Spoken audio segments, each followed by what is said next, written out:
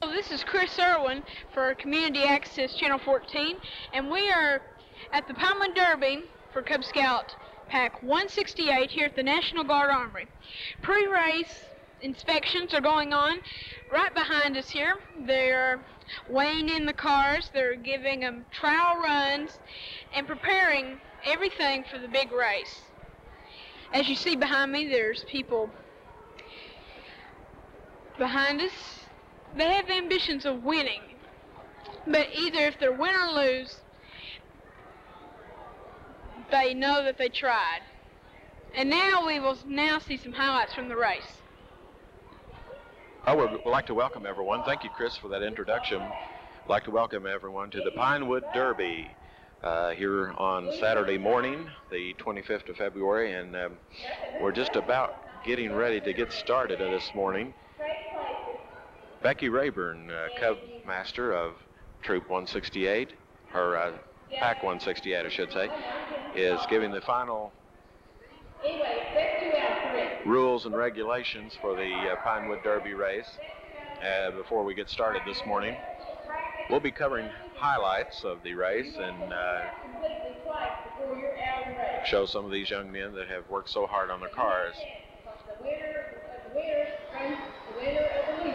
So stay tuned. We'll have some scenes from this race. The winners of today's races will go to the tri-state meet in the Ashland area. 4, Casey's running number 4. Casey's car is the number 50. That's big enough to back in. The final rundown of who will be racing against who is going on now. His car is number 2. Jimmy, where you at? Your car number 51 is in number 2. We appreciate Centel Cable for providing this local access coverage of local events here in Ollafille, giving us a chance to show off some of our young people, older people. Car number 52. We like to be of service to the schools of the community, civic groups, churches, things that are important to Ollafille. That's what we want to show on local access TV. Car number 53 in number 3 spot. We may make a few mistakes along the way, as we do in our coverage. We're new at this, but we're hoping to improve as we go along in our coverage of different events in the community. So you just try to overlook some of our blunders and mistakes as we go along. Maybe we'll improve and try to continue to serve the community by doing better programming for you. If you have videotape or information, things that we could use, just let us know and we'd be glad to provide it for you. Every Thursday evening after 5 o'clock, repeated programming throughout the night for your for whatever time that you can turn over and see us. The program is repeated for your viewing time choice. We'll be back in just one moment. In a few seconds, we'll be getting ready for the start of the race, and we'll be showing some highlights here at the Pinewood Derby for Pack 168 here in Ollafille, Kentucky. We're at the National Guard Armory this morning, covering the race for you. Okay, go around to the back. Put them all view here. And now the big race will begin.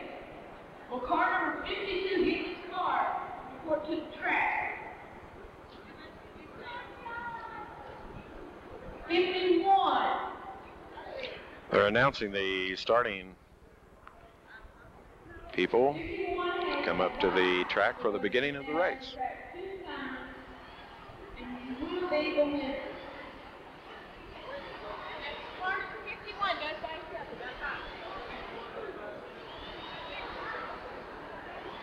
Billy Sartain at the starting gate here at the Pinewood Derby starting point of the race, running a last-minute run through here.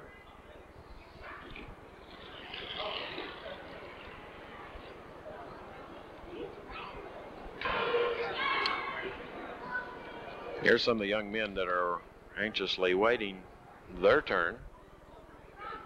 Okay, we'll see if we can cover one of these, show you how the race goes. We're at the starting gate.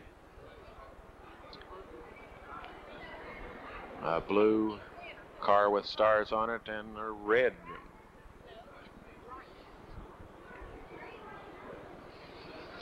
These are quick when they start going down the track.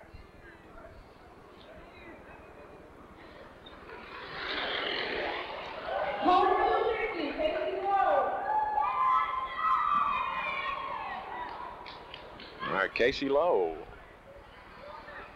Which one? Casey Lowe came out in that particular race. Okay.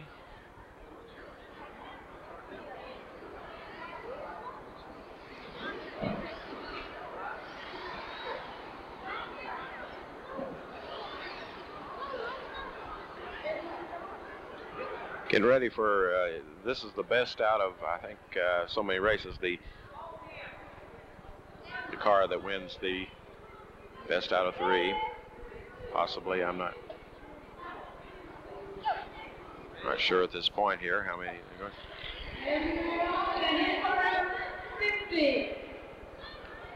Casey Lowe. Casey Lowe won again. All right, in that race. And now car number 56. Car number 56.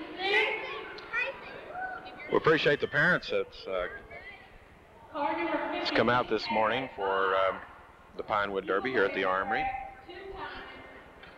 There's a lot of excitement for the little guys and also for the dads. All righty, there went another run through. Who do we have there?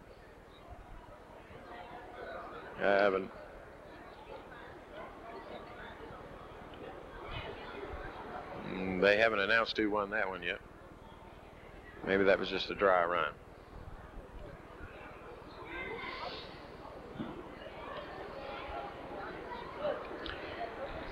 Yeah, they're just giving some dry runs on this here.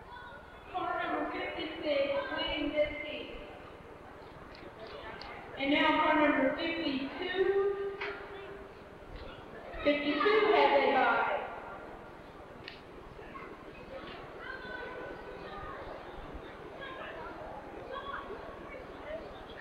You're watching the Pinewood Derby race here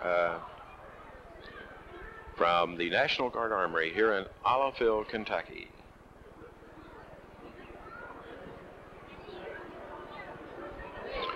Pack 168. The winners of today's races, as we said, will go to the Ashland area tri-state competition. And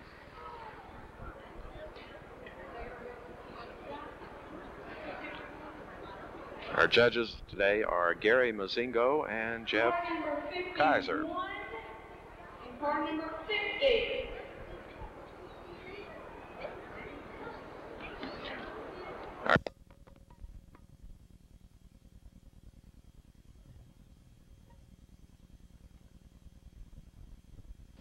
And there they go. We had a momentary delay there, but we're back.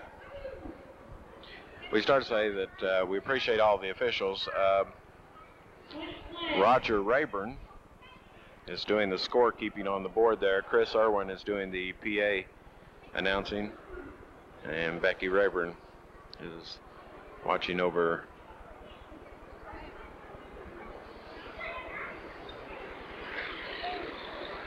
And there goes to Casey Lowe again.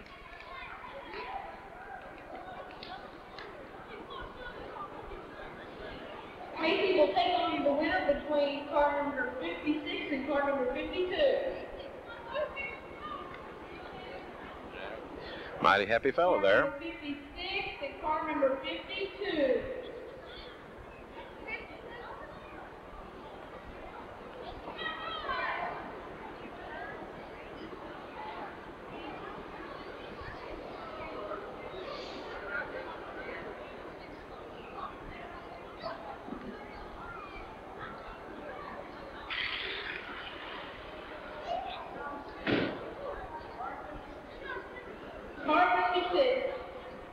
56. And don't forget, our snack bar over there, we've got hot dogs, chips, and fries. And this go, we don't have no hot dogs. They just announced they had hot dogs and Cokes, and they've run out of some hot dog buns. So I guess, We don't have any hot dogs. so strike the hot dogs. Just give them, because they've been selling them earlier this morning. A lot of parents have been here since 8:30 to 9 o'clock this morning, and our current time, we'll switch it on for you, is 11:42 this morning.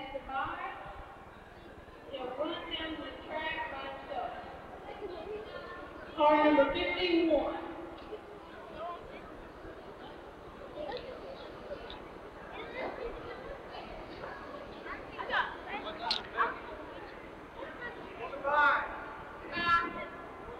If you like some of the programming you see here on My Hometown, this is the feature program of Olive Hill, you just let us know.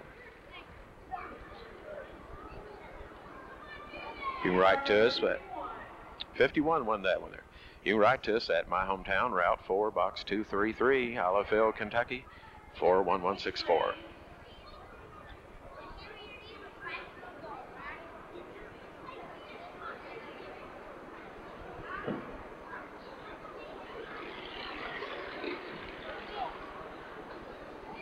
The winner, car 51. Car 51. Now we will have car 56 and car number 51.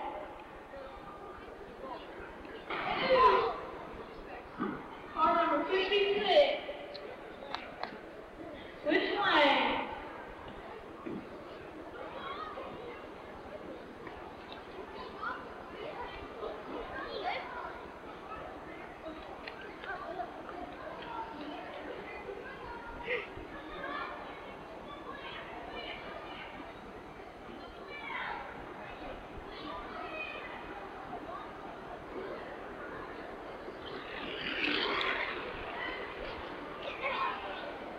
Car number 56.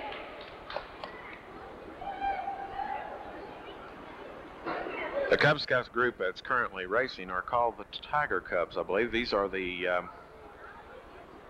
beginning scouts. It's sort of a first grade students in elementary school or in kindergarten make up our Tiger Cubs, mainly first graders.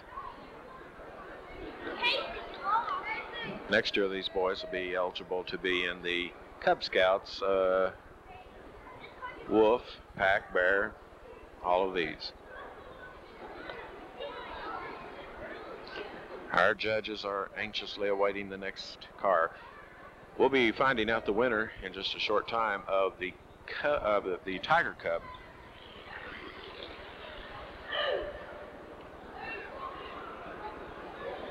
Car number 52. 52 won that heap. 52. Car number 50. 56. Car number 52 and 56. We had some parents in the bleachers today. It's always good when they come out and Car number 50 and 56. stand behind their scouts.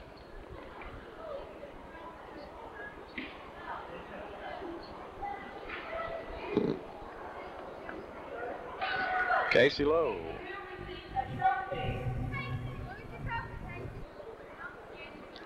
Casey Lowe, third place here at this time.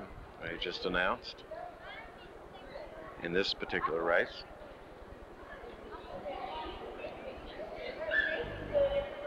Casey's still in there for first and second. Okay, so Casey stands to get first place in just a little while. Work. Car number 52.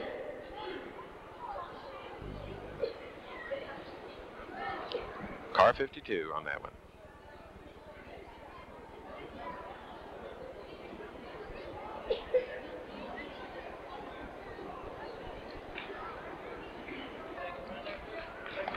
Let's give him a big round of applause.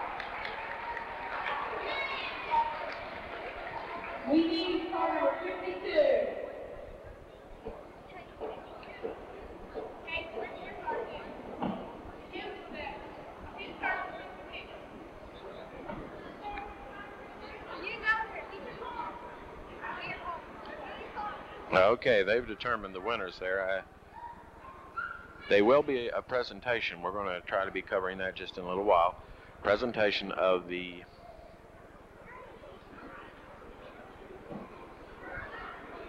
final winners at the end of this.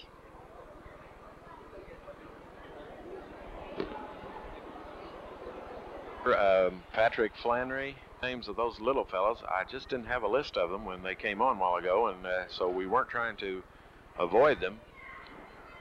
We just didn't have all their names, so on the listing of names. And here, Becky Rayburn's car on the left, and her son Ryan's car is on the right. They're going to be racing here. Let us pan on down the track here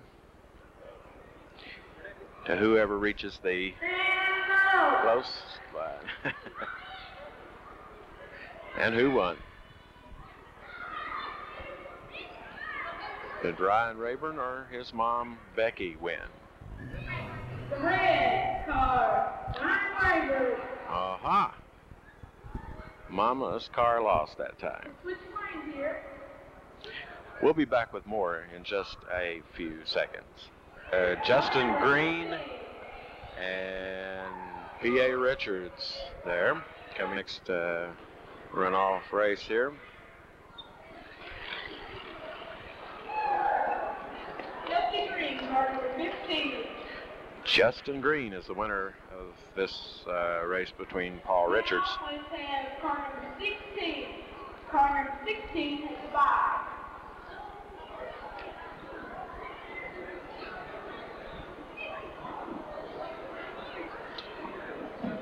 Car number 16 belonging to Patrick Flannery.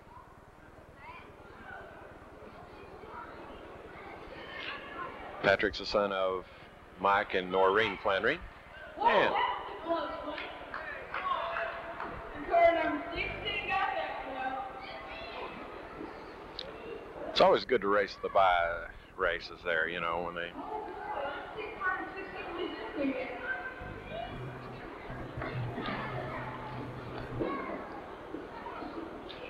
He's up against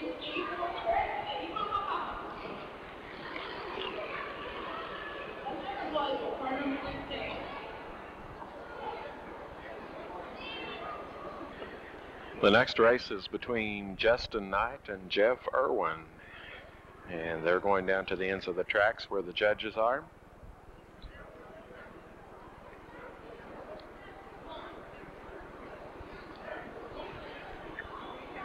Cars are ready to be launched, and here they come, and almost in camera sight. car number 17. Car 17. Jeff Irwin in the first race here.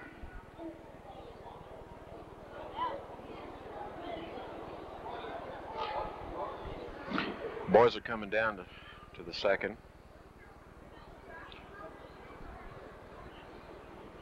race here.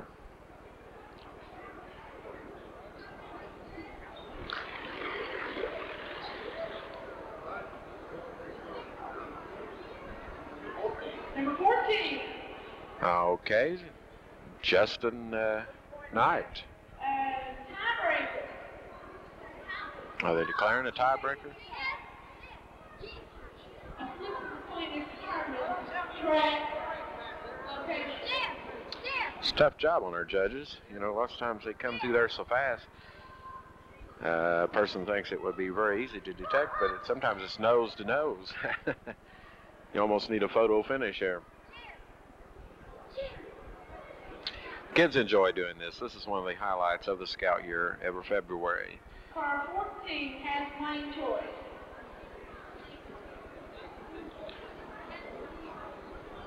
Of this particular race here, you know, of this particular heap they refer to. Actually, the Pinewood Derby is a narrowing down process. They narrow it down to the top cars of their particular area there. This is the tiebreaker. Right.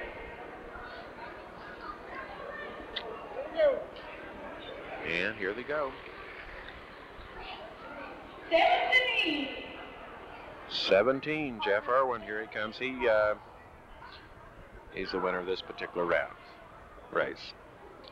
Of course, all of these winners will have to go together at the end and a little later this afternoon. And like I said, we're giving you just highlight coverage, trying to get a lot of the boys represented on here. We cannot, in our time span, cover the entire thing. It will probably last, it's right now, about 10 minutes after 12, and it probably will last about 2 o'clock or later. So, you know, again, there's some of the fellows working the sideline, Chris Green, Roger Rayburn, and Stephen Shepard.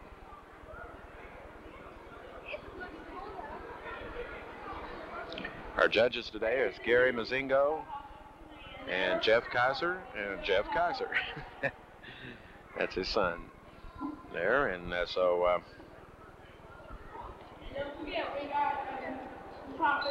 Scouts again as they are getting ready to race. Justin Green, Patrick Flannery, and hiding in the back there, who we got?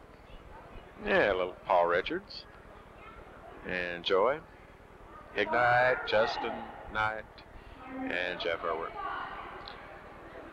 Man at the starting gate, Billy Sartain, and he's the fellow that's been turning him, and he has some more help there. We'll get a name in just a little bit.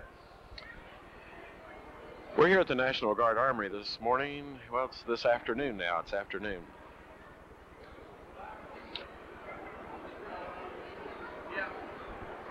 For the running of the 1989 Pinewood Derby, Pack 168 here in Olive, Kentucky. And this is local television. Sometimes it may be a little crude, folks. We're new at this thing, but we're hoping to get better as we go along. This is local access, community access TV, Channel 14 in Olive. We'd like to thank Centel Cable for providing this service to its viewers. Oliveville Television for Oliveville. Card number 15 and card number 16.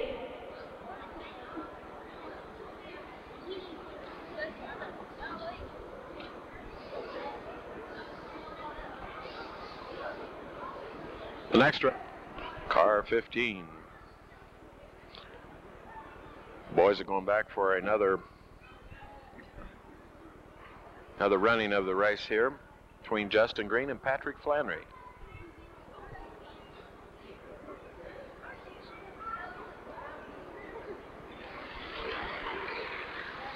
Card number 15.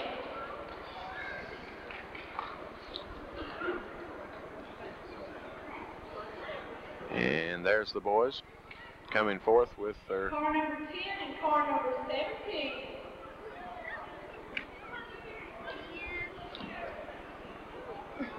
Ten and 17. This is Joy Ignite and Jeff Irwin in this race.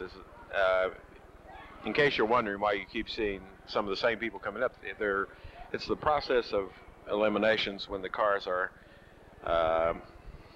the champions of their particular grouping, and then they just keep narrowing down till we have a winner of that particular ranking, whether it's the Cub Scouts Wolves or Bears or whatever.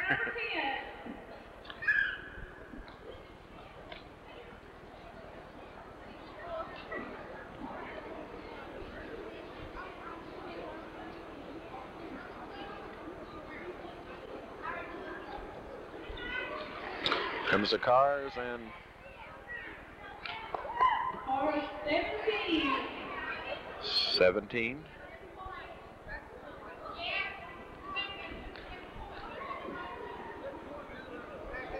Looking the coins to decide one choice here.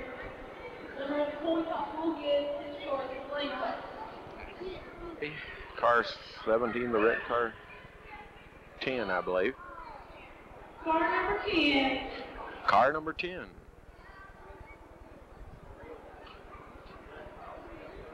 Car number 12 and car number 17. That was Joy Ignite, the winner of that.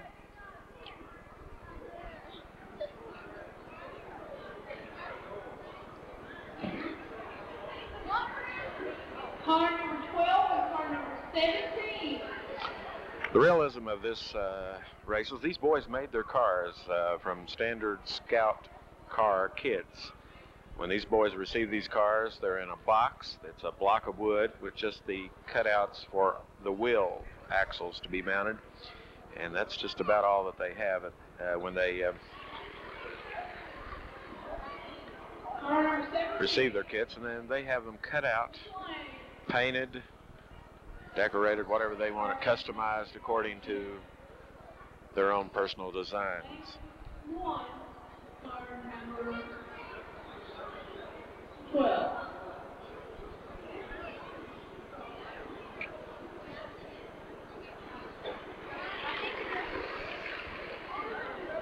Car number 17. Car 17, Jeff Irwin. He looks a little happier this time. He got one. Paul Richards there, PA, going by. Car number 14. We've got some honored guests in our crowd today.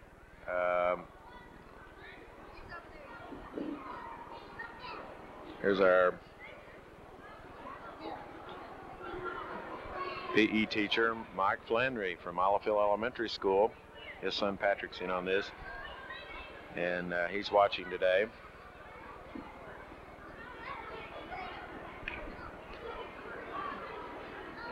Howdy, Mike.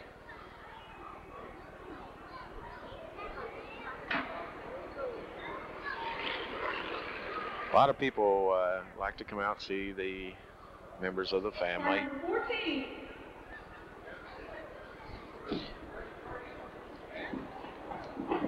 Say another heap is between Patrick Flannery and Justin Knight. These races will be covered on channel 14. Community Access. Channel 14 on Intel Cable. 14 on this one. Car 14. Car number 15 and car number 10. To the winners of the different divisions. Car number 10, Joey Wigner.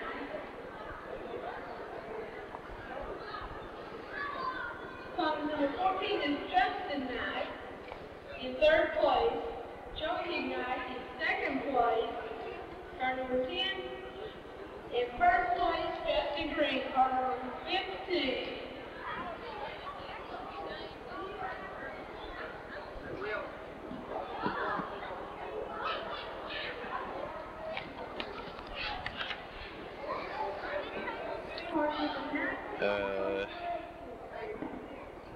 Matthew Ellswick is now along with Skylar Webb. Skylar Webb and Matthew Ellswick are at the finish lines here.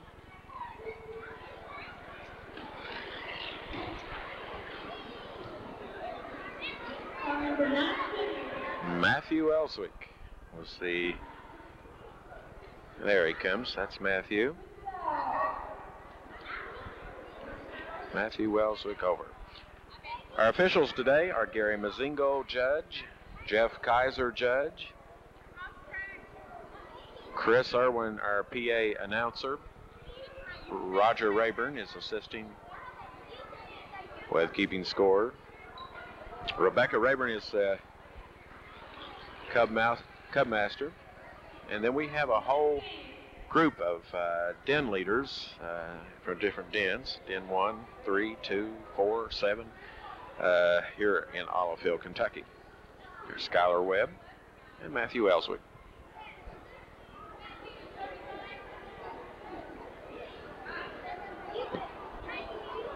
Our crowd's beginning to thin out just a little bit. We've had the Tiger Cubs and Den 1 race.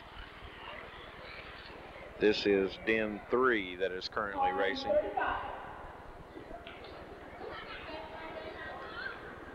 Car number 35 won. Car 35, Willie Sartain. Car number 18 and car number 19.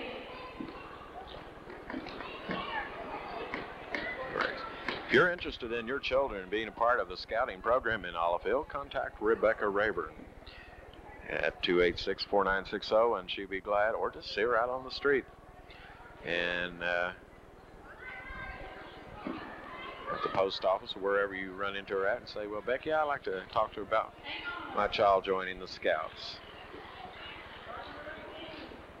Matthew Ellswick in the race against Skylar Webb. He was first that time. This is our pit area. Over in this area, any repairs has to be done to the cars. Any adjustments, overweight, underweight, whatever, are made in this area here. So,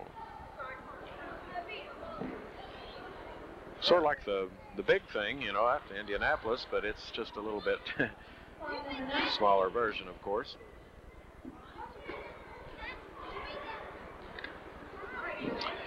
Matthew Ellswick won this particular race between Skylar Webb. 18. You're watching Community Access Television for Olive Hill, Channel 14. This is Gary Irwin. We're at the National Guard Armory Saturday morning, the 25th of February. It's Saturday afternoon now because it's currently 17 minutes to 1. The program's not lasting that long, but we're just trying to catch highlights of the program. We'll return in just a short while here at the Pinewood Derby.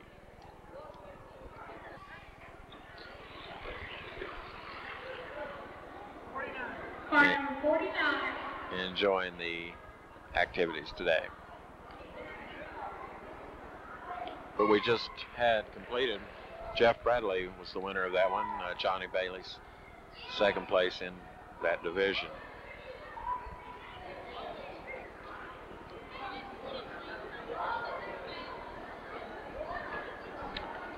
Pinewood Derby, 1989, here at the National Guard Armory in Olive Hill, Kentucky.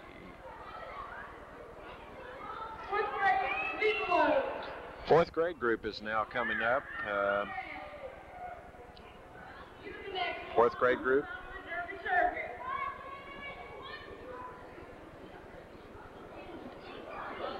Well, the fourth grade now. I don't know if I mentioned Den 2 a while ago. In case I didn't, I apologize. I will. Yeah, that's Danny Irwin, Tex English, Brian Lyles, and Nikki Rayburn. That's the group that you see now that's racing. And Nick Rayburn. Car number 20. Let's see, Nick Rayburn was in that race there. I don't know who the other boy was.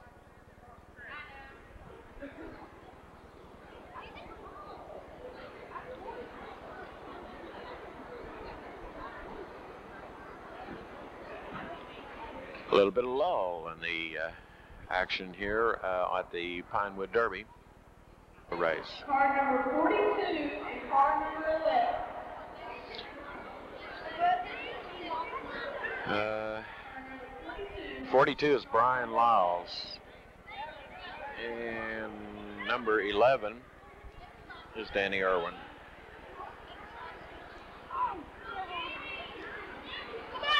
The gentlemen gathering down there on the finish line area. You're watching Community Access Television, Channel 14 for Olive Hill, Kentucky.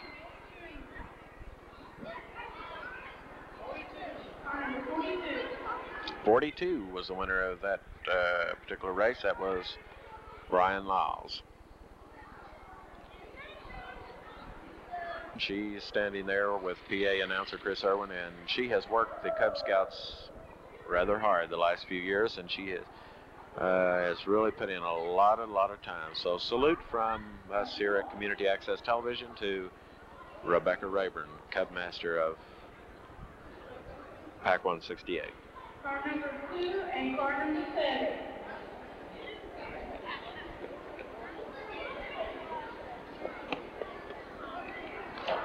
To the finish line that the boys have been running down this afternoon.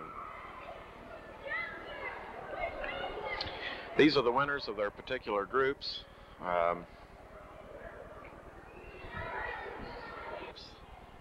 Okay, this is Justin Green, and what's your name? Josh Rice. Okay, and we have Jeff Bradley and Willie Sartain here. I'm trying to look through this, and Jamie Brown. Okay, these are the guys that are going to go for the titles today. They are winners in their particular groups.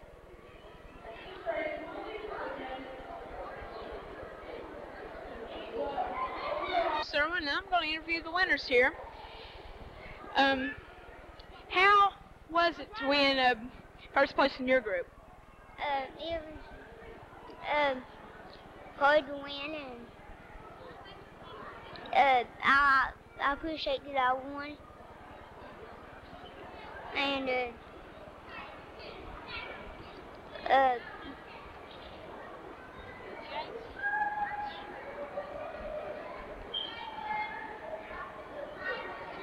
that I like the clothes that I got. And that's all I've got to say. Makes you really feel good to win, doesn't it? Yes. Okay. How did you feel to win first in your division? Well, really surprised. What was going through your mind? I don't know. I thought I was going to lose. It made you feel great too, didn't it? Mm-hmm. And how about you? What's your feelings about winning? Good. Good. What was going through your mind? Nothing. Life. And it makes you feel good too? Kind of. Okay, and what's your feeling? Well, I didn't even know that I was going to come close to winning. I thought I was going to lose for sure. Because it took me so long to fix the car, and I didn't even know if I was going to be able to make the car on time. And what was going through your mind? That I was going to lose. Makes you feel good. Yes. And what about you? One thing I got to say, there's a lot of hard people to race against. There's too many. There's a whole lot of good cars out there that could have beat me. And your feelings is good. Yeah. What was your mind going through? I was just hoping about winning. And you have it. There's nothing like winning here at the Pinewood Derby to make you really feel special. Even if you don't win, you know that you tried, and that makes you feel special too. I'm Chris Irwin, signing off. Elimination rounds now of the champions that we just interviewed a while ago. Casey, which one's your car or your trophy? This is trophies presentation here at the Pinewood Derby. Okay, Josh Wright. This has been Gary Irwin reporting, along with Chris Irwin, our PA announcer. We thank everyone for joining us today for this program.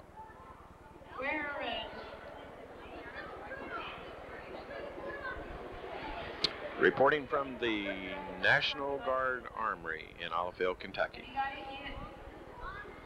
Okay. You're watching Community Access Television, Channel 14, Ollafille, Kentucky. It's time now for community announcements, a public service of my hometown. The New Life Victory Church on Railroad Street in Ollafille invites you to attend their services on Sunday morning at 10 a.m., Sunday night at 7 p.m., on Thursday at 7 p.m., and on Tuesday, the Good News Club at 5 p.m. Bob Stapleton is the pastor. He invites you to attend the New Life Victory Church on Railroad Street in Ollafille. The Singing Greens of Boone, North Carolina will be singing at the Globe Christian Church on Easter Sunday, March the 26th at 7 p.m. Gary Wall is the pastor. Each one invited to attend this special service. If you'd like to have the Abe Lincoln personality to appear in your school or club, you can write Charles Doran, Route 5, Box 165, Ollafille, Kentucky, 41164, or phone 286-5564.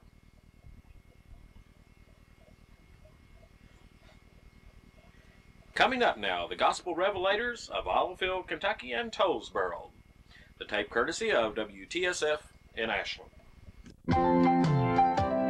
My heart is like a house One day I'll let the Savior in, and there are many rooms where we would visit now and then.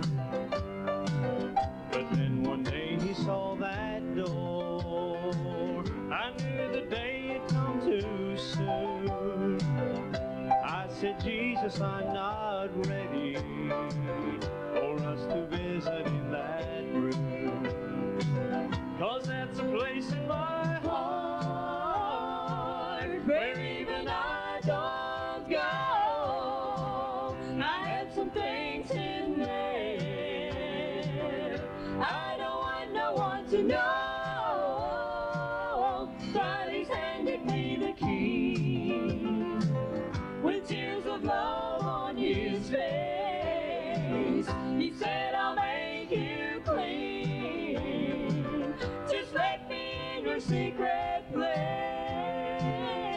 Then I opened up the door, and the two of us walked in. I was so ashamed.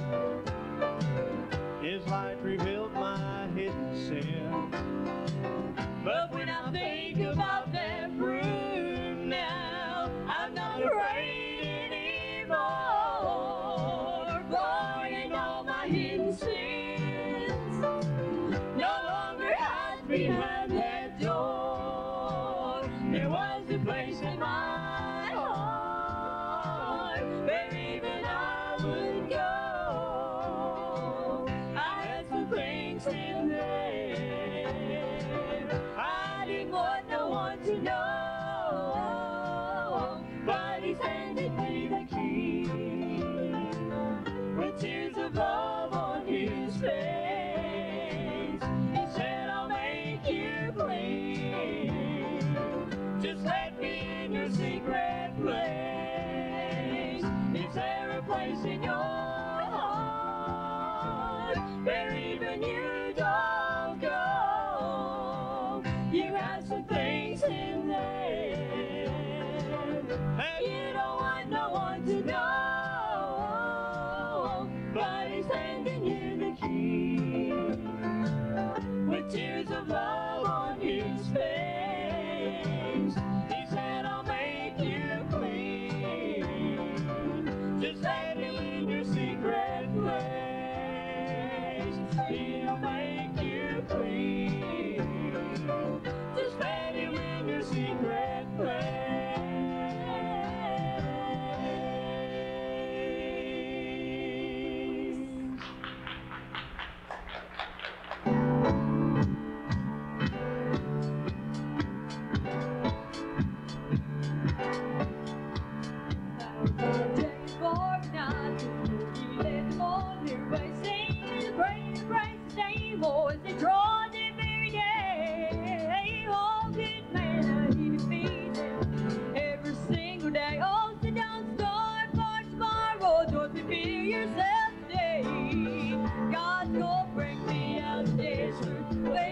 Dusty ain't dry, he's gonna bring me out to Bedford, and not leave me here to die. He's gonna take me where the water's flowing, so full and so free. God's gonna bring me out to Bedford, set my feet where they ought to be.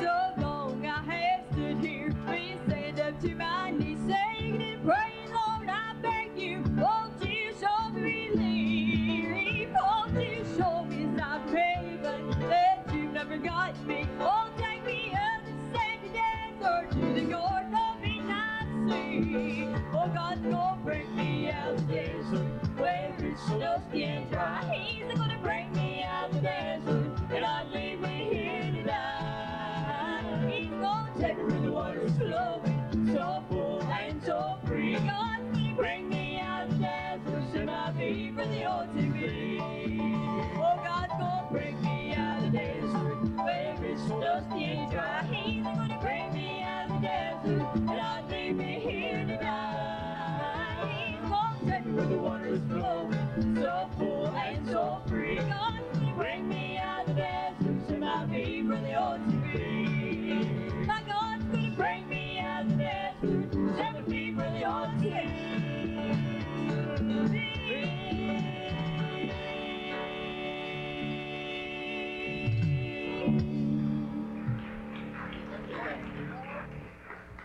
righty, thank you so much. Bring me out of the desert and... I'm going to let me glory roll when the roll is gone in glory. I'm going to get beside of myself when I get beside the King that day. I'm going to have the time of my life when the time of my life is over. I'm going to get carried away when I get carried away. Well, I don't know why I become a little shy when I get around a whole lot of people. And I can't figure out why I never can shout about the love that floods my soul. But I must confess I can't express feelings deep inside me.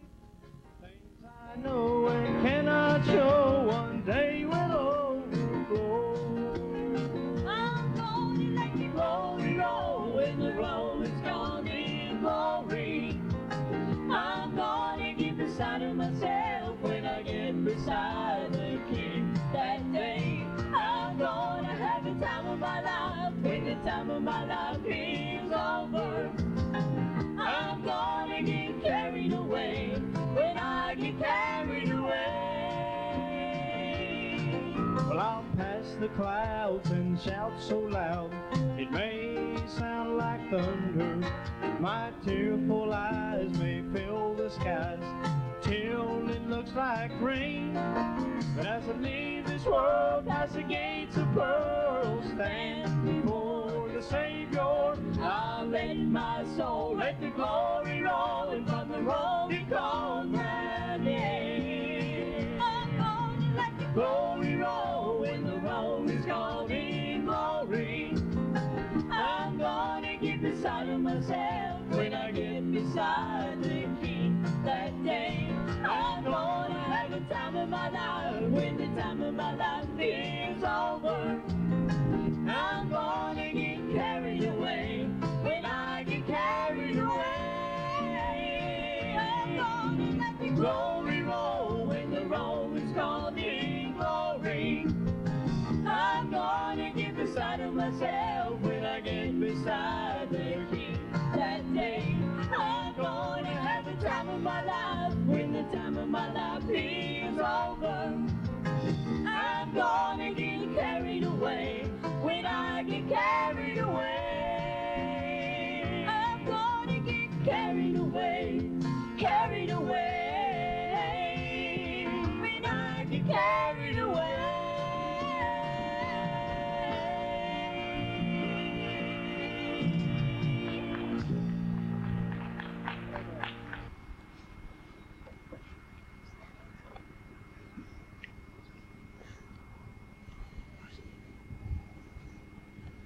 Tells it all. High water, do not enter. Hi, this is Gary Irwin. We're at Cave Run Lake.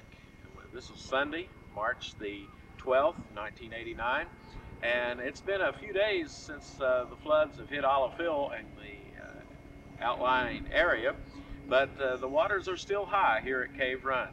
A few of the people have told us from Olive Hill that they have come out to launch their boats only to find difficulty in finding a proper ramp area that they can unload the boat into the water, but since it's so high up on the ramp. We're going to be taking a look today for a few minutes around Cave Run Lake and take a look at it. And we hope you enjoy some of the scenery that we have out on this beautiful sunshiny day on this weekend in March. The embankment began early in the 60s, built across the Licking River by the Corps of Engineers. Construction of the dam and tower was begun in 1965 and completed in 1973. It was designed to reduce flooding downstream of the dam site. The dam controls an 826 square mile watershed, a figure that is easily remembered since Kentucky Highway 826 crosses Cave Run Dam. The lake was impounded in 1974. We're now at an overlook at the offices here of the people that are in control of the operation of Cave Run Reservoir. Looking across the top, the highway that crosses the top of the dam here at Cave Run. As you can tell by the control building, the water that is around it is below flood stage here, but it is up considerably from what it normally would be this time of the year. Most of these reservoirs conduct what they call a summer pool and a winter pool, and it is above both of those now.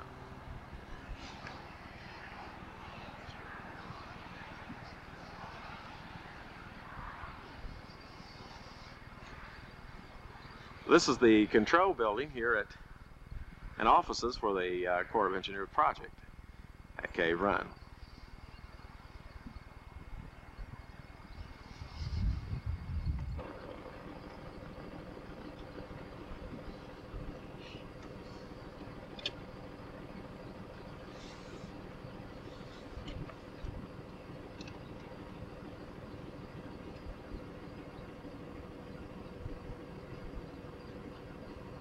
At Cave Run Lake, and there's a night light that sort of surrounded by water. As you can see, the water that is pushing up the ramp. They are launching some boats here at Scott Creek, but it is rather difficult.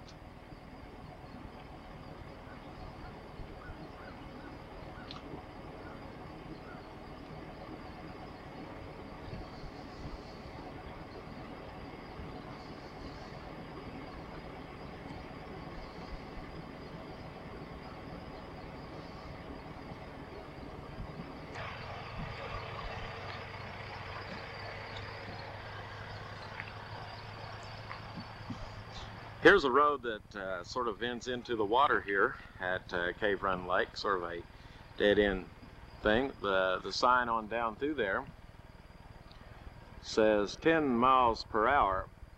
I seriously doubt anybody's going to go through that water at 10 miles per hour. Probably you would want to come to the stopping point before you reach the water there.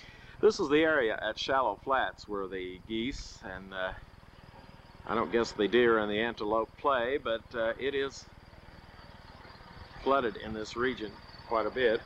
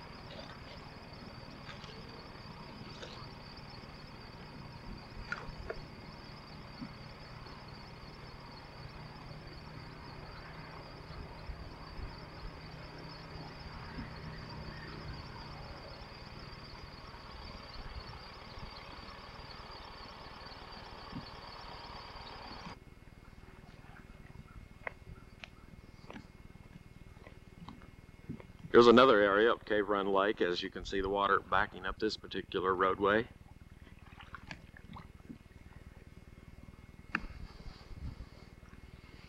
The beautiful hills of Round, Morgan County, Bath County are combined in this area. Very easily accessible from Carter County and Olive Hill.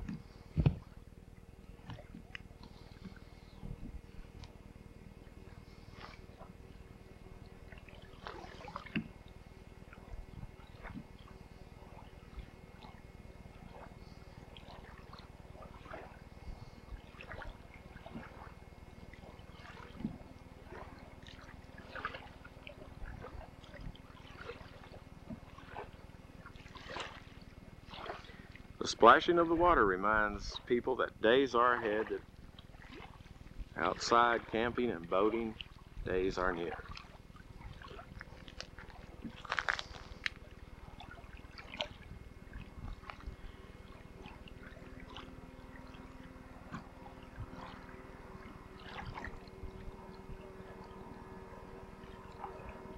Motorboats can be heard in the background. There are a few out here on the lake today. This is 2:05 on March the 12th, 1989. This is a Sunday.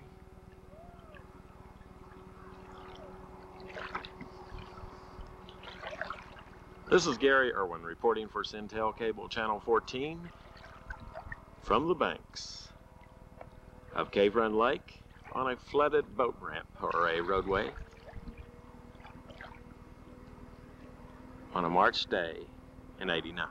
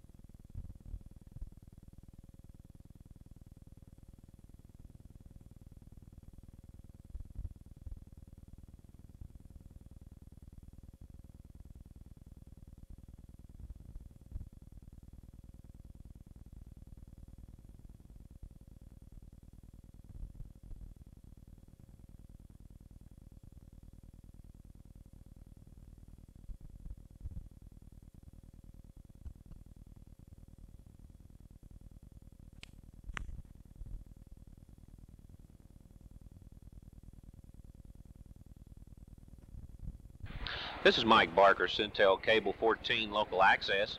We're at the Olive Hill Post Office today, and we're going to be taking a little bit of a tour and go inside and give you an idea just exactly how the mail service in Olive Hill is provided to you. So we're going to take our tour now, go inside, look at how the things are done inside the post office. So come with us now as we go inside.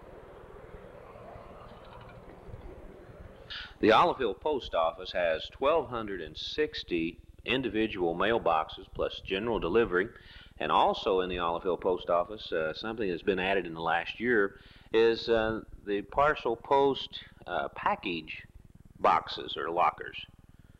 This is something that's just been added in the last year or so. Let's go back behind the boxes and actually see how mail is put up in the boxes. Okay?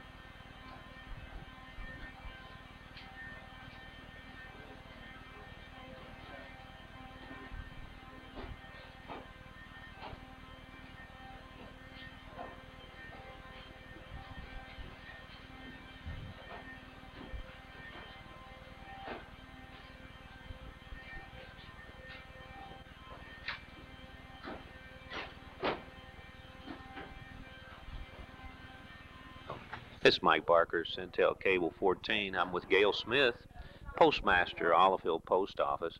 And we're going to talk to Gail a little bit about the operations here at the Olive Hill Post Office. Gail, approximately how many pieces of mail would you say goes through the Olive Hill Post Office in a day's time? On a daily basis, normally, Mike, we receive about 10,000 pieces of mail on the average, and then we have an outgoing county where between 4,000 and 5,000 pieces. That's a lot of mail. A lot of folks, I know a few years ago we went to regional post offices.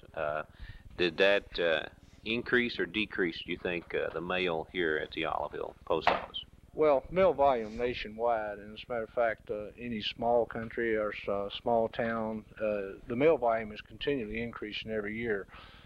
Just less than 4 years ago, the average receipt for each person in the family in the United States was 464 pieces. Last year, that amount went to 637 pieces.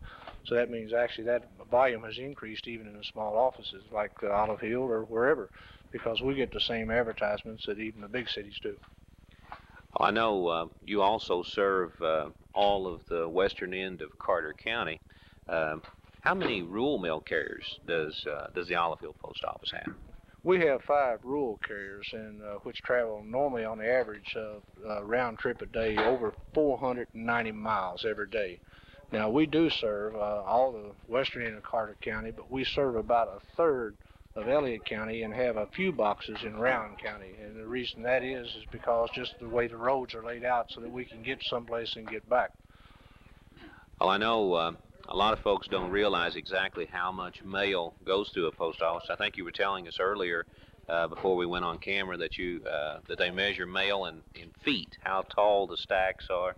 Exactly how much mail did you receive this morning? Okay, this morning we received 20 feet of letter mail this morning, about 8 to 10 feet of flats. Now, when you talk about a foot of letter mail, you're talking about what they consider an average of 290 pieces to a foot. So that's what we received this morning. Plus, we also got some of tomorrow's mail for the checks, which normally come in early for the families that receive SSI and veterans checks and Social Security checks. We normally get them ahead of time. Today, we got the SSI and veterans checks, which will be worked this afternoon for placement in the boxes in the morning. Well, since you mentioned it, I know I've noticed around the first of the month a tremendous amount of increase in volume. About what is the volume at the first of each month? I know you said it's around 14,000, but let's say at the first of the month, what would your average volume be? Well, the average volume in first-class mail goes up quite a bit the first month, but third-class mail kind of drops down a little bit. So actually, the volume is up maybe about 15 to 20%, but most of it is first-class mail, which is the checks and food stamps and checks from retirement, like the general factor's retirement and other like that. We get that at the first month normally. While we're here, we'd like to talk to you about the importance of putting down the right address on a piece of mail. How important is it that for delivery purposes that a person, so they'll get their mail, that they have the right address? Okay, this morning I think you filmed some of the people working mail here in the case. You notice our mail comes in and it's all combined together. And as we said at the case, and he showed on the case, which you have here, you've got a breakdown of about 50 holdouts that we break this mail down to. You have the 5 rural routes, which are in a row here. I don't know whether he can film it or not. The 5 rural routes, and then you have 10 box sections plus the 5 box sections where we have post office boxes at Foodtown and Wagner Oil. Then we also have holdouts, large holdouts, for some of our boxes here, which helps save us time because we can hold that mail out here on the case. It increases our speed because we just tie out one bundle and take it over to the box section and place it in the box section. And we also have 6 post offices which we serve off our rural routes here in this area, and that's Jacobs and Soldier and Lawton, Upper Tigard, Carter City, and Stark. Now, in thinking of why it's important that the address is, I don't know whether you noticed while the people were sitting here working mail. In working mail with an address, it's just an automatic, just like your machine. I mean, even though you are a human, you still work like a machine because you see the address and you know where to throw it. But if you have a piece of mail that doesn't have an address on it, that just comes like Jim Jones, Olive Hill, then you got to stop and think where Jim Jones lives. And while you're stopping and thinking where Jim Jones lives, you could already throw another 3 or 4 pieces of mail. This is why it's so important to have that address in the mail, just in the sorting here. And then you showed some of them working mail in the box sections. We have like 5 or 6 James Barkers in the box section. If we get a piece of mail just addressed to James Barker, then we have to guess where that piece of mail goes. And when you're doing this, anytime you have to do that, then you have a chance of maybe misdelivering a piece of mail or delaying the mail some, because you're trying to find out where this person lives or which one actually. Sometimes our rural carriers, they have the same problem. I know on Route 2, he's got 47 McGlone families. Not 47 McGlones, but 47 McGlone families. I know in one section over there in 12 boxes, he's got 3 James McGlones. So if that Route 2 address only has James McGlone Route 2, then he still has a problem. Which route James McGlone to give it to? Right. It's necessary on the routes to have that box number on your mail. Route 2, box so-and-so, box 400 or box 450, because it's very important. Because like, especially addresses on magazines come in, they'll be addressed J. McGlone Route 2.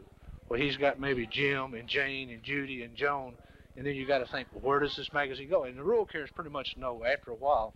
They learned even the bad address mail, because they learned which one gets what mail, and they know their people. They have to know all the people and the cats and dogs and everything else on the route, and it gets to be quite a job. They've got about 500 and some families apiece, and I mean, when you take 500 and some families apiece on a rural route, and each one of them's got 3 or 4 kids, you're talking about a lot of people to keep up with. Right. Well, Gail, a few years ago, I know the Postal Service went to zip code +4. Has that been any factor in the Olive Hill Post Office, or do we recommend that in our post office here, or is it mainly for the bigger cities? No, it's even for small cities. It's like we have sold Zip +4 to the city of Olive Hill. If you notice, the light bills that come in from the city of Olive Hill have a Zip +4 on them now. Where we used to have to bring them in and sort them in this case, which took 45 minutes to an hour. Now the bill comes in addressed by the 4-digit add-on. Okay, and by being that 4-digit add-on, they come into our box section in exact numerical order. We can just take them right to the box section and start placing them right in the box section. The rural carriers, the 4-digit add-on a rural carrier is laid out by segments of his route. Okay, the first segment, if you notice on our cases on the rural routes, starts in the top left-hand corner, and you saw the rural carriers having 3 wings on their cases. Right. Under the old system, a rural carrier may have to put one in up here, one in down here, one in over in the front. But with a Zip +4, it's laid out in segments. He can turn right around and just right around his case he goes with the 4-digit add-on. And that's why the 4-digit is there. It increases our speed and makes it easier really for us to handle the mail. Well, Gail, we appreciate you being with us this morning and taking the time to explain a little bit about the Olive Hill Post Office. Okay, we appreciate you coming in, Mike. And we'd like to have anybody that would like to come through the post office at any time, any group of people that would like to come through the post office, all they have to do is contact one of us, and we'd be glad to show them through and let them see, what happens here in the morning and the afternoons, and, see what we need to have them do to help their service. Right. Well, this is Mike Barker, Centel Cable 14, Local Access with Gail Smith, Post Office Master here at Olive Hill Post Office. Thank you, Gail. Thanks, Mike. Bring all these flags. Oh. If it happened to you, She's going to hand it to you.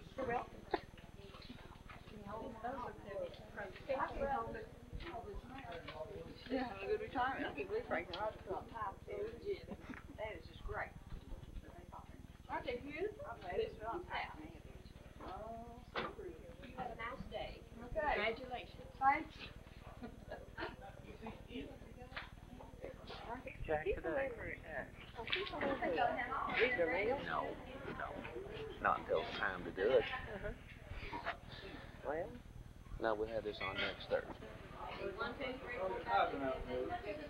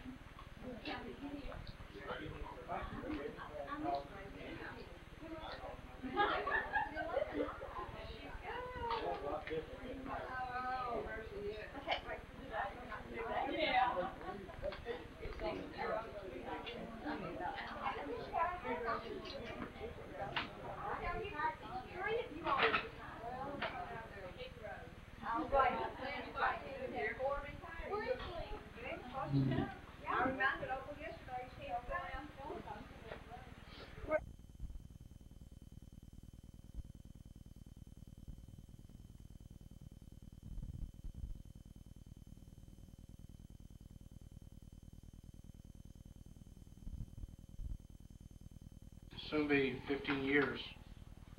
And as you can see this morning, we've got most of the people that's retired since I've been here. And all the people that has retired have been excellent employees. And I'm glad that they've been able to retire, been able to enjoy the retirement health-wise.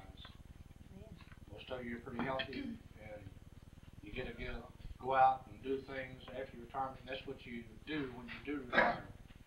And Jenny has been able to stay healthy long enough that she's going to be able to retire. And hopefully, her and Lindy and Bert will run all over the country and enjoy her retirement. I don't imagine she'll have any problem finding something to do. I'm sure the girls are going to keep her busy. I'd like to make a presentation to Jenny this morning. This was a certificate on your retirement. It was written and signed by James Sires, who is our division manager out of Louisville.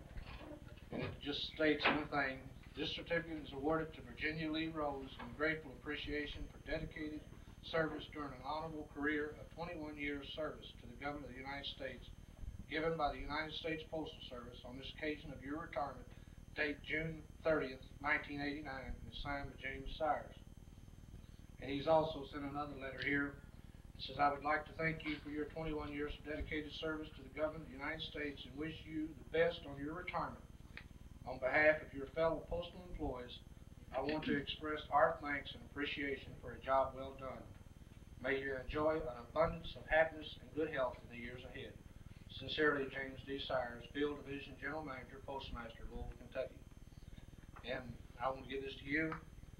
And I'd like to say to Miss Rose or Virginia, or whatever we call her, she's been an excellent employee, and this post office will sorely miss her and miss her knowledge, because the people that she knows, some of us younger people don't know. It helps us get this mail sorted. Yeah. Also, this watch here, and on the back of the watch, it's engraved with USPS and the date of her retirement. That's pretty. Thank you.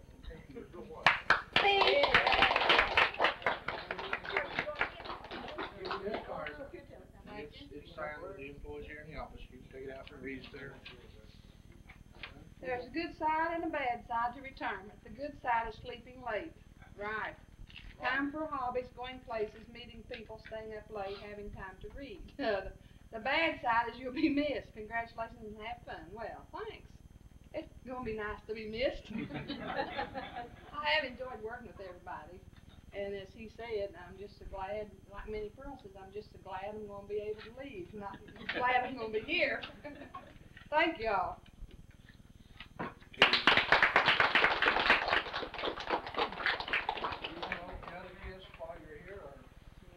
Well, Jenny's on here first of the month. Right, on Saturday. Saturday especially. Saturday, the food stamps, writing the postmaster will come in and help. Y'all bring my bed first. No, you bring my mail, I'll have to come down. No, he doesn't work, I have to work on Saturdays.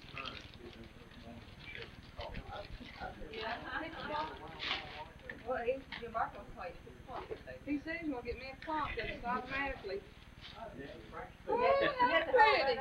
Oh.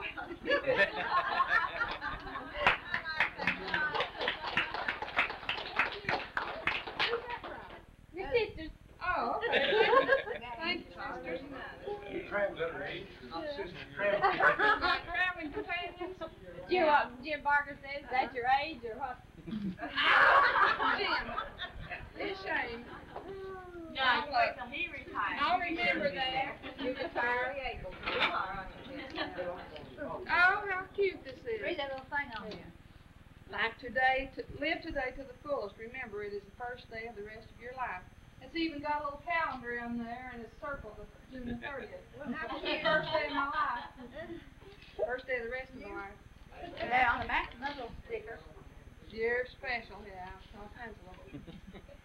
It's a retirement wish. A retirement be the beginning of a brand new life for you, where you'll enjoy the many things you have planned to do, and may you meet along the way many friends to share the pleasure and contentment that you find waiting there. Love and best wishes, Lindy and Bo, Des and Bill, Aaron Lee and John, Thomas and Pierre.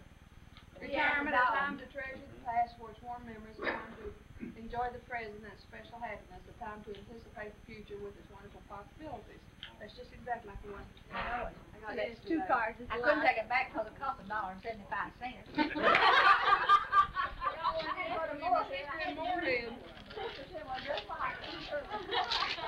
Probably get more out of you too. You just buy one retirement card and all there. Oh, that's pretty. Junior, you're not gonna wear blue anymore? No. Oh, why not? Yay! Oh boy, you're ready to go. All right. Put it up to you. I'll get it. Put your head down. I mean, put down so I can get you. Ready for the beach now. Yeah. Now I won't have to worry about coming back. I can stay as long as I want to. It's under. Yeah. Not me. She stays on the umbrella. She'll be a beach bum. Yeah. Well, thanks, and thanks everybody for coming. And Oh, it's you've been been for fun. Maurice. Thanks Bill Preston over there. I said if it wasn't for him, I wouldn't be What's here his this name? day. Oh, yeah. He's the one that We'll get a picture. hired me here. That's right. Bill got her in here. Bill got me here. Thanks, Debbie. Thankful for that. He got you here and Gail got you out. It's pretty, isn't it? It is pretty. Didn't got the date on it. And it's over it. Okay, Hold piece it of up cake. here. Oh, okay.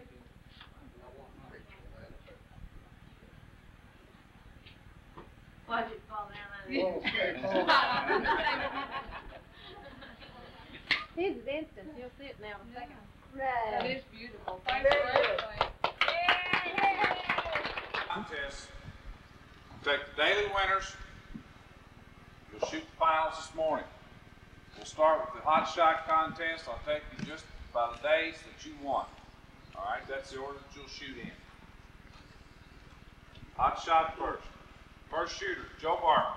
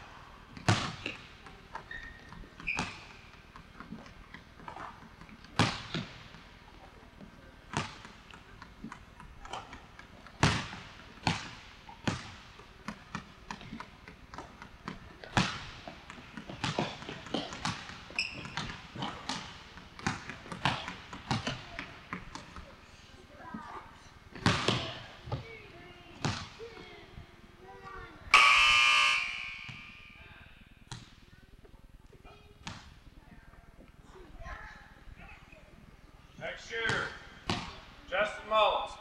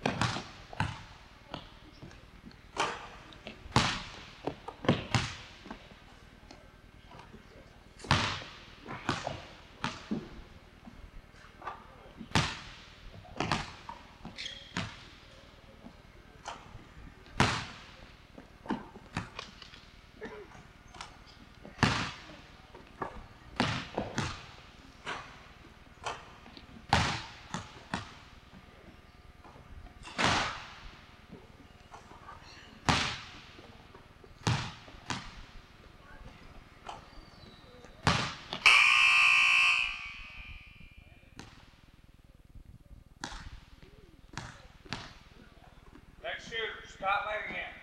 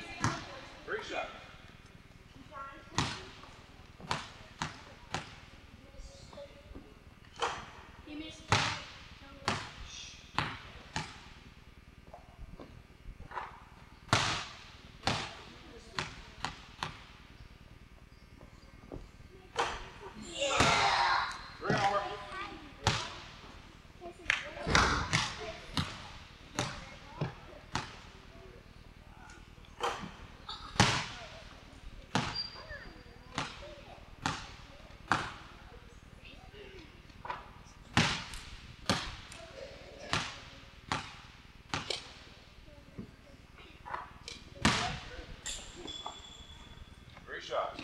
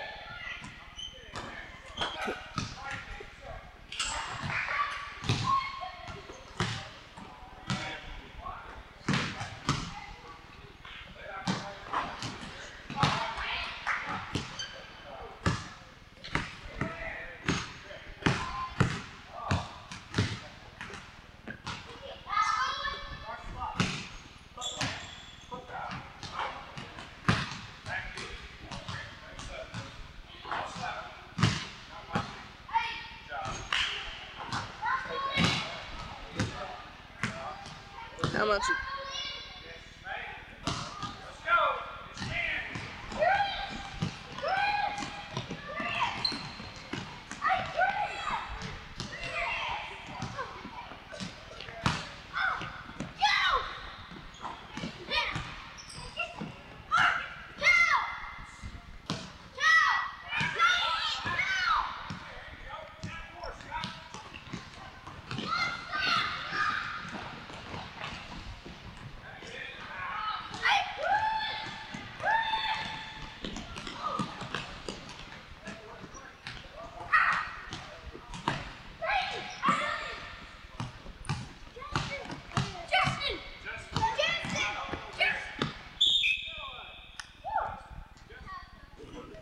Three finalists. Joe Barton.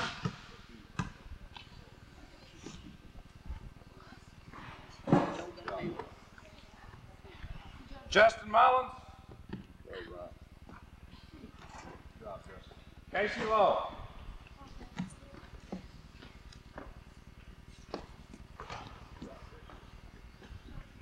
Free throws. Finalists. Well, let's give you a winner of the hot shot. Winner of the hot shot, Scott Ladingham.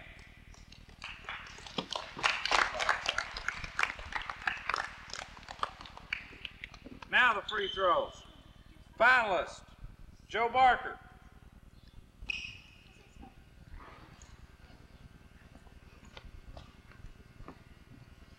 Scott Lettingham. Casey Lowe.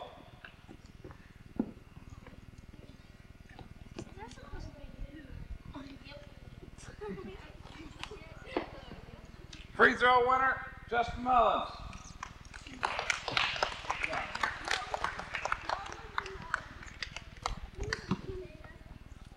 Field goal percentage finalist, Justin Mullins. Scott Lettingham. Joe Barker.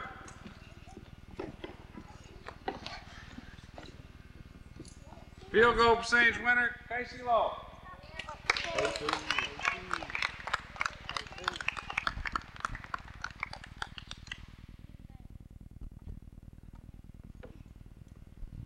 The Common Award, the Outstanding Camper, grades 3 through 5, Joe Barker.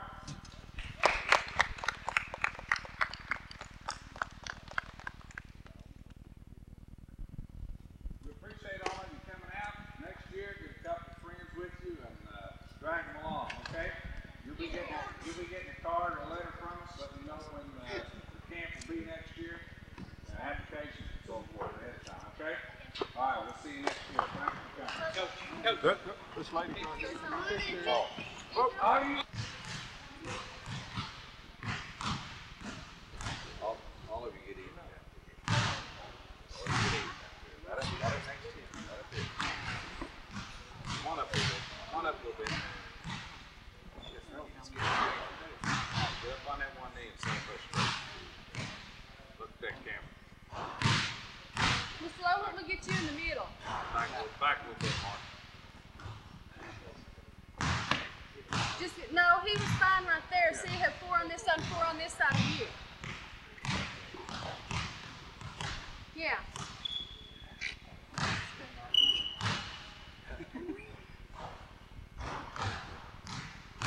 Everybody smile.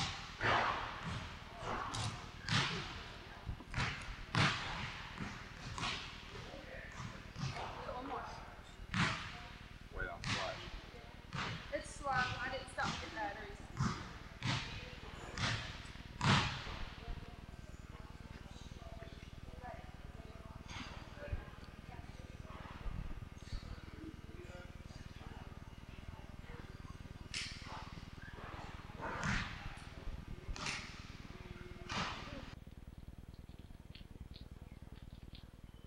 Hello, this is Jim Short for Cable 14 Community Access Television, Olive, Kentucky. And I'm standing under the porch of West Carter High School, the location of the recent basketball camp that involved a lot of our young people, a lot of our area coaches, primarily the coaches at the high school. And we're going to have a lot of footage and a lot of interesting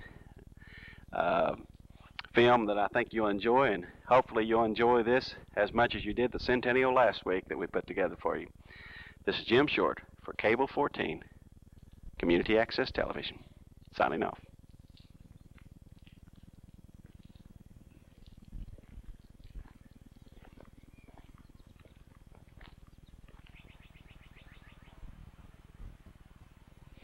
Good old-fashioned blackberries. With all the rain that we've had this year, there's a lot of blackberries this year. We've got a lot of people that's out picking blackberries, and the going price right now seems to be approximately $5 a gallon. And I suppose if you get out in the brush and pick blackberries and get all the thorns on you and chiggers, I guess it's worth $5 a gallon. And we're here at the home of former home of P.G. Henderson, which was Tom T. Hall's grandfather. And we're standing here beside a blackberry bush, and I can remember when we used to pick blackberries on College Hill. We'd go out early in the morning and we'd pick them all day, and Mom would make jelly. And of course we made some cobbler pie here a while back, and it sure doesn't do much for anyone trying to go on a diet, but after all, who wants to go on a diet?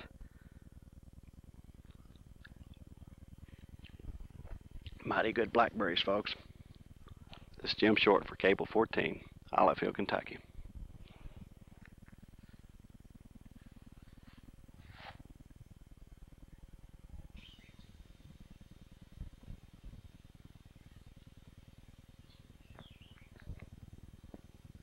Okay, this is Jim Short for Centel Cable 14, and I'm sitting on the porch of the former home of P.G. Henderson.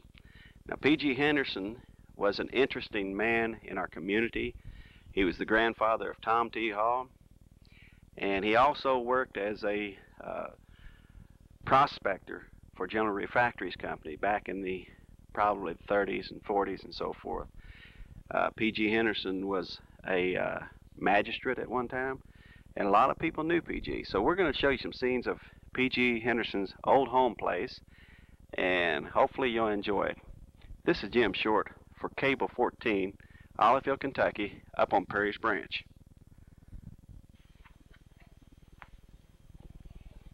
Some of the scenes that the cameraman, Mr. Irwin, is panning around. You can see the house is in fairly old condition. It still might be structurally sound enough to renovate. If so, then it'll be renovated. We're going to go on around back here and show you a little spring that we discovered that was running. It runs off the hill apparently, and there was some piping that had run underground, and you can see the spring right there. It's bringing the water out.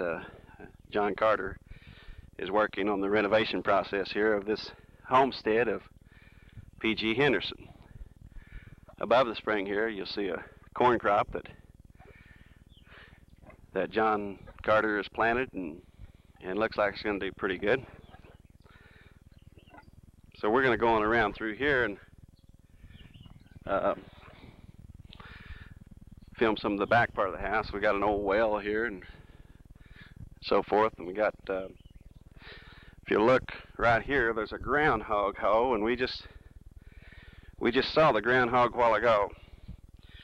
Apparently he's not coming out for Cable 14. I think he's ashamed of himself because he did eat the bean crop.